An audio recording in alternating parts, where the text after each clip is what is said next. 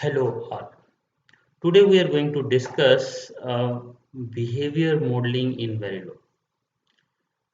So far we have done couple of assignments and in those lab assignments we have been using structural model or data flow model. Now let's quickly brief or revise. In structural model, the way we are modeling were we were instantiating all the um, subcomponents or all the components and then connecting them using wires. All the logic would be there only using a pure structure model will use primitive gates, and using those primitive gates it would create modules, and those modules would be used in some other modules in a hierarchical fashion. While in data flow model you can use assign statement or a data flow statement where a logic expression can be given as an input, and then we can use mix of data flow and structural model to create a hierarchical model or even more complex models. Although structural model and data flow model both are extremely good and powerful mechanisms to model any digital circuits, but as the complexity grow towards the algorithmic level, or when we would like to design something very big, maybe hundred thousands of gates, or something like processors or accelerators, in that case we need to have some other component which where we can directly specify the behavior or directly specify the functionality in terms of algorithm. So Verilog also provide mechanism so that we can specify the model in terms of algorithm, and this is called behavior model. Today we are going to discuss about behavior model in Verilog. In other hardware description languages like VHDL also we have such kind of a behavior model where we can specify using sort of a high level language or C++ kind of a syntax. Okay, in case of Verilog, behavior statements can appear in structured procedures, and there are two structured procedures in Verilog. One is always block and another is initial block. Both of these initial and always block are parallel in nature. So for example, if there are multiple initial blocks or multiple always blocks, they would run in parallel. So we have already talked about initial blocks when we were discussing about test benches in Verilog, but today we are going to spend more time on always block or more time on behavior statements. So these behavior statements which can be present inside any of these initial or always block. The difference between initial and always block is in initial block will run only once during the simulation at time 0, or we can say at time of elaboration. So when simulation is about to start, then initial block will be executed only once. But always block is the block which or the list of statement which are there in always block, they can keep on running and till the simulation will end. How will we make sure that these statements will keep on running? So there would be some sensitivity list or some delay uh, in the statements. So whenever any of that event event in the sensitivity list would happen, then this always block will get triggered. So and whatever behavior statements are there, those behavior statement can only be present either in the initial block or in the always block. And let us say in always block there are multiple statements, so all of these statements would execute sequentially. Remember when we were discussing about data flow statements we were saying that they were always in parallel, so it doesn't matter which statement appear first or appear later, but they would be assigned or they would be they would execute, or they would look like to be executed at same time.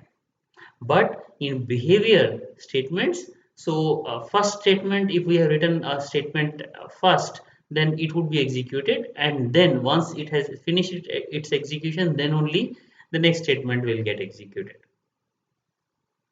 We'll see with a couple of examples.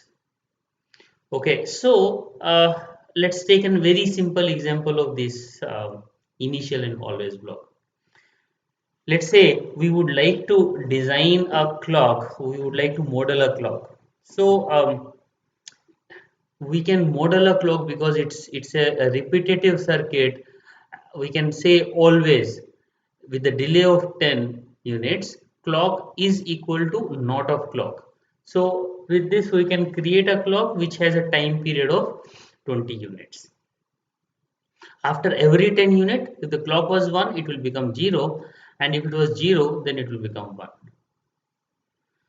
Then the question comes that what would be the initial value? So because always block will keep on running, and there is no separate place for initializing the block, initializing any particular variable, or um, you can't distinguish whether this particular statement is running first time or the second time or the third time.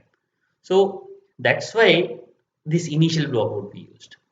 And we have seen in other form of test benches also that different test benches, that this initial block is used whenever we would like to initialize some variables, whenever we would like to give input at different time intervals. So this initial block is used for mostly for that purpose. So that means initially we said clock would be 0, then after every 10 units of time clock would be inverse of whatever it was earlier. So eventually it will have a clock period of 20 units, and then it will keep on repeating. When will it stop?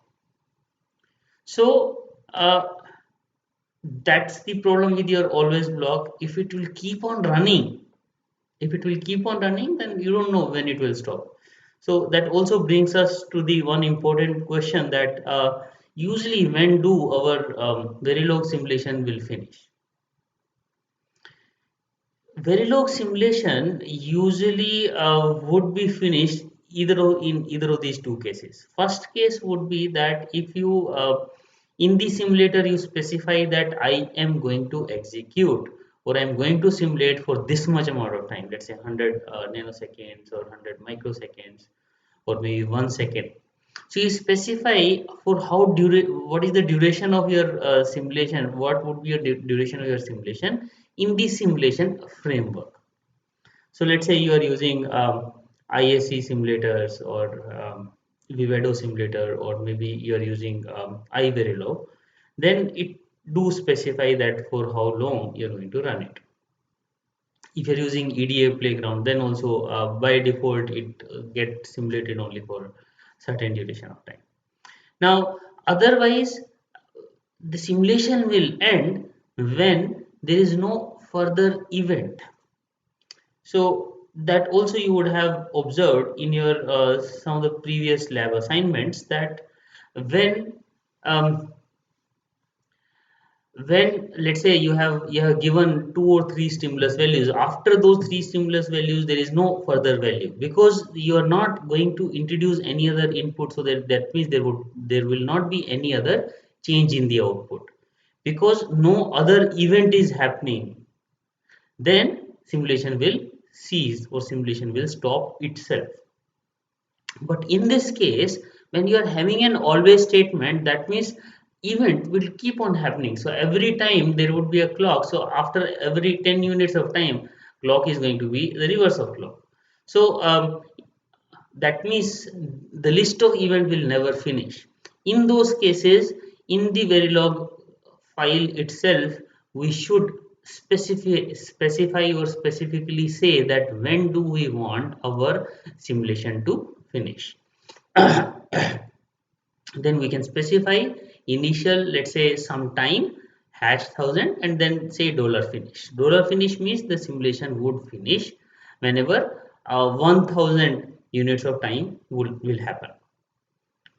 So also remember that because these two initial blocks are in parallel, so this would be also executed first, and after 1000 units of time this would execute.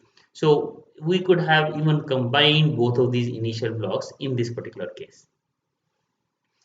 Another thing to notice is that here the always block has no sensitivity list, so we are not it is getting called automatically because it depends on the clock, and whenever there is a 10 units of time it will get automatically triggered by itself. Okay, so let's take more example to understand that when this always block will get triggered. So now try to see it this way, that you have an always block, you have a list of statement in this. Now these list of statement will get executed sequentially. Now when should we start executing these list of sequential statements? Because they are all sequential statements, so there has to be some particular time when we have to say that yes, now they should get executed. So the list of when this always block will get triggered, so there has to be some list of events. When any of these event will occur, then this always block should get triggered. Now what is this list of events? The possibility of list of events could be good. So you can see that we have an always block, and we have to say that at the rate of event. At the rate means we are specifying that whenever this event will occur, then the list of statement will get executed. Okay, so what is this event? This event could be, you can specify a signal name. So whenever when you specify a signal name, that means, for example, we say always at the rate a. So whenever this signal a will change, means whether it will become 0 to 1, 1 to 0, or maybe it changes from x to 1, x to 0, or maybe 1 to z. When any value from one value to another value, if this particular signal, this particular wire, this particular port, if that changes its value, then this list of statement can get triggered. So this is one particular way. Now Now, the other is we don't want to trigger this particular always block at any event change, or any particular value change, but we would like to say that whenever there is a positive edge, so whenever the value of A is changing from 0 to 1, that means positive edge. Whenever the value is changing from 1 to 0, then it would be a negative edge. So we can specify that when any particular edge is there, then this list of statements should get triggered. So we can say always at the rate pos edge, positive edge of A, and then we can start the block, we can say begin and end, and then we can write the list of statements, and those list of statement will get executed whenever there is a positive edge of A. Now let's say that we want to get this always block triggered not only at one event, but any of the multiple events. So then what we can do is we can have a OR operator. We can specify that, let's say, always at the rate A or B. So when value of A will change or value of B will change, then this block should get triggered. Okay, so what are we seeing here? We are trying to say that in case of data flow statements, data flow assignments, they were continuous assignment. So that means whenever input would change, output would change automatically. No sensitivity list required, no list of events required. They were automatically taken whenever any of the right hand side variable will change. Data flow assignment will be computed and would be assigned. But in case of procedural statements, in case of always block, because always block itself is not a parallel, the list of statement are not parallel but sequential in nature. Because they are sequential in nature, we would like them to get triggered only when we would like them to get triggered. Okay, so there has to be some specific event. So we have to specify that when do we want them to get triggered. So that's why we are specifying this list of sensitivity or list of signals to which my always block is sensitive. Now, let's say I want to design some kind of a combinational logic. In combinational logic, my output depends on the input. Now, if the list of input is huge in a combinational logic and I would like to design or model my combinational logic using behavior statements. If I am trying to design a combinational logic using behavior statement, then list of sensitivity list could be huge. So what sometimes we do is we simply write @wildcard star, which means that any of the input or any of the right hand side variable in the always block can trigger the always block. So your Verilog compiler is doing a hard work for you in that case. It is trying to identify what all variables are used in the right hand side of any expression, and all of those right hand side expressions are automatically taken by compiler to as a sensitivity list or as a list of events which could trigger them. Here, in those cases, it would be mostly the this particular level triggering. So whenever there is a value change in any of those variables, then it will get triggered, just like a data flow statements. Okay, so I can understand that some of the things may not been understood here, but we'll in this lecture we'll take a couple of examples, at least uh, one for all of these cases, so we would be able to understand using them. So the other thing before going ahead should be understood here that should be understood that in any procedural statement, what are these procedural statements that also come in the next slide, but in any of the procedural statement there would be assignment. So there would be left hand side, right hand side. So your right hand side means the expression and left hand side means the variable where you are going to assign these values. So wherever we are going to assign these values can be assigned only the variable type has to be register. So that means reg should be the data type whenever we are assigning or we are writing any expression to a variable. So that variable has to be of reg type. Now you might have seen or you will see that when you will do experiment. So when you do experiment, you will see that instead of reg, it is integer, real, or time. Then also you can write you can write to those variables. So why? Because internally, int, integer, real money, float, or time, all of these are also internally of register type. Um, are taken as a register type by a Verilog compiler. So in other words, we can say that you can write a variable in a procedural statement only if the data type of that particular variable is reg, int, real, time. All of these are otherwise of type registers internally. Or it could be a memory element. Memory element is also defined by either reg or int type. So that is about the right left hand side or L value. Now there are two kind of assignments in procedural assignments. One is called blocking, another is called non-blocking.